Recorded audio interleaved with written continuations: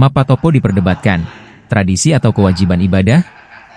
Tradisi Mapatopo dalam budaya Bugis Makassar terus memicu pro kontra di tengah masyarakat. Dalam dialog budaya ke-10 di Makassar, Kamis, 20 Maret 2025, Profesor Dr. Idam Bodi, BRIN Jakarta, menegaskan bahwa Mapatopo bukanlah rukun haji, melainkan ekspresi budaya lokal yang syarat makna sosial. Ia mengingatkan pentingnya membedakan antara tradisi dan kewajiban religius, terutama saat mendampingi jamaah haji. Sebagai petugas haji, kita harus mampu memberikan pemahaman bahwa Mapatopo adalah tradisi, bukan syarat sah ibadah, ujarnya. Namun, euforia masyarakat atas kesuksesan menunaikan haji seringkali mengaburkan batas tersebut. Profesor Ida mengungkapkan, banyak jamaah merasa Mapatopo adalah bagian tak terpisahkan dari kesempurnaan ibadah haji. Dinamika ini menciptakan konflik antara kelompok yang menganggapnya wajib dan yang menolaknya.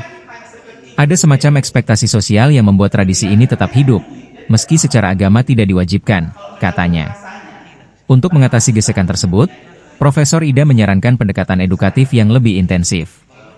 Ia menilai, riset mendalam tentang aspek psikologis dan budaya Mapatopo perlu dilakukan.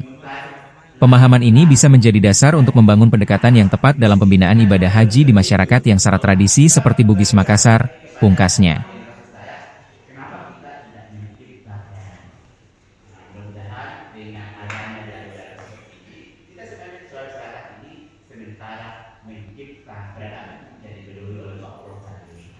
Ya saya kira seperti itu dulu dan nanti ada yang melakukan dialog.